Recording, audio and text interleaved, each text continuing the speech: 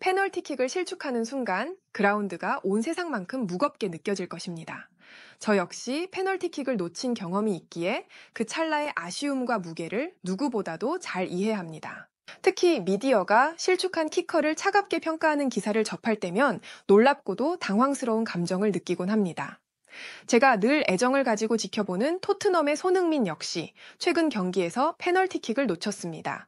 그럼에도 불구하고 그는 여전히 앞으로도 제가 높이 평가하는 선수 중 한 명이며 그와 함께 뛰고 싶은 이유는 명확합니다. 울버햄튼과의 코리안 더비에서 토트넘의 손흥민이 아쉽게도 페널티킥을 놓친 이후 일부 매체들이 그를 향해 차가운 시선을 보내고 있습니다. 그러나 흥미로운 반전은 맨체스터 시티의 공격수 엘링 홀란드가 자신의 페널티킥 실축 경험을 회상하며 손흥민에게 건넨 한마디가 현지에서 큰 화제를 모으고 있는 상황인데요. 자세한 내용을 좋아요 버튼과 함께 살펴보겠습니다. 토트넘과 울버햄튼의 코리안 더비는 손흥민과 황희찬의 맞대결로 축구 팬들의 기대를 한몸에 받았습니다. 하지만 경기 후 손흥민을 둘러싼 이야기는 그의 활약보다는 일부 매체들의 냉정한 평가로 이어졌습니다.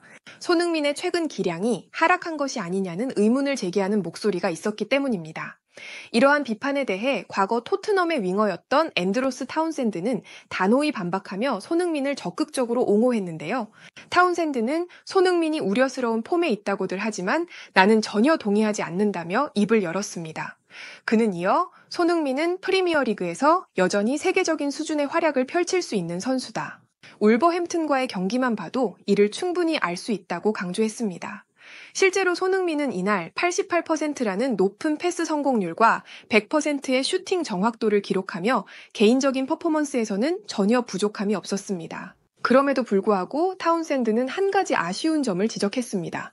슈팅 정확도가 100%인 선수가 단 한 번의 슈팅 기회를 얻었다는 건 오히려 토트넘의 미드필드가 제 역할을 하지 못하고 있다는 증거라며 팀 전체의 문제를 해결해야 한다는 점을 강조했습니다.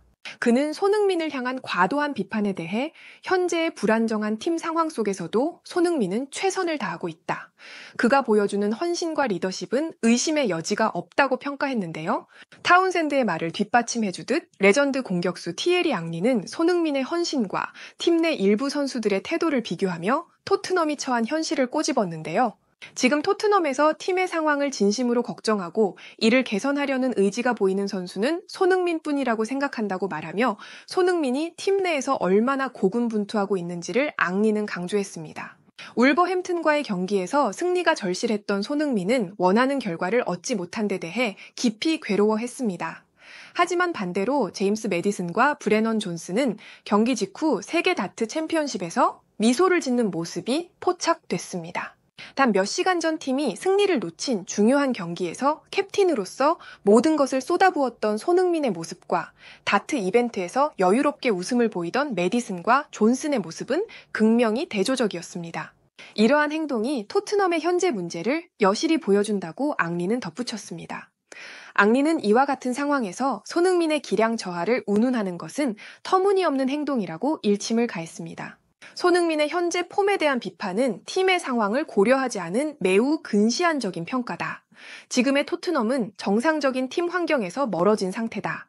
이런 상황 속에서도 손흥민은 팀을 이끌기 위해 모든 에너지를 쏟아내고 있다고 강조했습니다. 뿐만 아니라 울버햄튼과의 경기에서 일어난 벤탄쿠르와 솔랑케의 충돌 장면은 토트넘의 현 상황을 상징적으로 보여주는 사건으로 앙리는 꼽았습니다.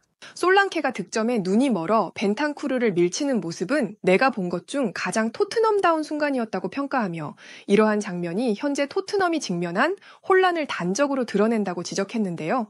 솔랑케와 벤탄쿠르가 서로를 대하는 방식은 마치 지구상 최고의 코미디 쇼를 보는 것 같았다며 축구의 기본을 잊은 듯한 이 상황이 얼마나 어이없는 일이었는지 강조했습니다.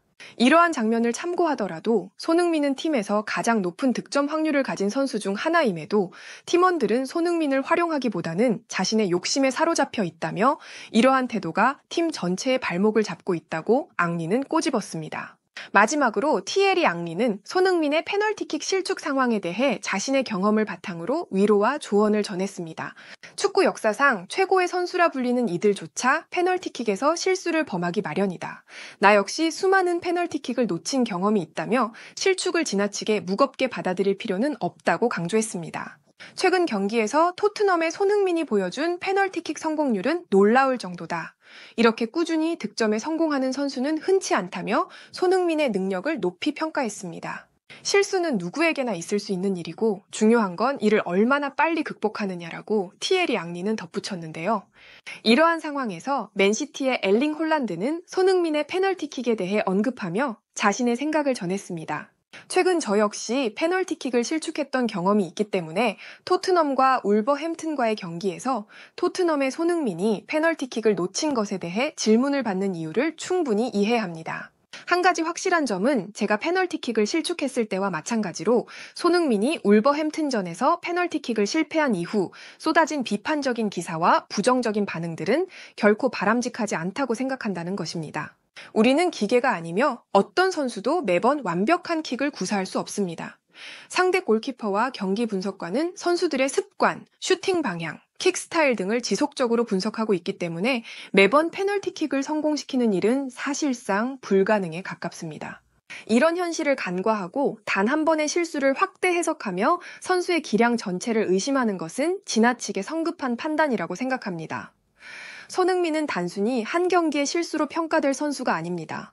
그의 페널티킥 성공률은 그동안 얼마나 꾸준히 높은 수준을 유지해 왔는지를 보여줍니다. 실제로 최근 일부 언론에서 손흥민의 폼과 능력에 대해 비판적인 기사들이 나오는 것을 저 역시 접했습니다. 모든 선수는 경기력의 기복을 겪으며 저 역시 비슷한 상황을 경험했기에 이것이 얼마나 자연스러운 일인지 잘 알고 있습니다. 손흥민은 여전히 세계적인 수준의 선수입니다. 우리는 그를 수년간 지켜봐왔고 그의 폭발적인 스피드, 날카로운 골 결정력, 그리고 무엇보다 팀을 위해 헌신하는 마음가짐은 변함없습니다. 그렇기 때문에 손흥민과 같은 팀에서 뛰고 싶다는 열망을 여전히 가지고 있습니다. 다가오는 이적 시장에서 손흥민과의 인연이 이루어지기를 간절히 바랍니다. 만약 그와 함께 뛸 기회가 주어진다면 그의 뛰어난 재능과 헌신적인 태도를 통해 함께 우승 트로피를 들어 올리는 영광을 누릴 수 있을 것이라 믿습니다. 맨시티의 엘링 홀란드는 이 같은 말을 해주었고 이와 관련된 실시간 해외 댓글을 살펴보겠습니다. 엘링 홀란드의 말처럼 손흥민이 맨시티와 함께한다면 한두 개의 트로피에 그치지 않고 더 많은 우승의 영광을 함께 누릴 수 있을 것입니다. 그의 뛰어난 실력과 강인한 정신력은 이미 전 세계 축구 팬들에게 입증된 바 있으며 그런 손흥민과 함께라면 어떤 목표도 이뤄낼 수 있을 것이라는 확신이 듭니다. 울버햄튼과의 경기에서 아쉬운 결과를 얻었음에도 제임스 매디슨과 브레넌 존슨이 경기 후 다트 대회를 관람하며 웃는 모습을 보고 놀라움을 금치 못했습니다. 이러한 모습들을 보며 토트넘의 손흥민이 그동안 어떤 환경 속에서 얼마나 힘들게 팀을 이끌어 왔는지 더욱 분명히 느낄 수 있었습니다. 해외에서는 이 같은 반응을 보여주었고 좋아요와 무료 구독 그리고 알림 설정해 주시면 영상 제작에 큰 힘이 됩니다. 여러분들의 생각을 자유롭게 댓글로 남겨주시고 오늘도 시청해주셔서 진심으로 감사드립니다. 오늘도 편안함에 이르시길 기원하겠습니다. 이상 월드TV였습니다.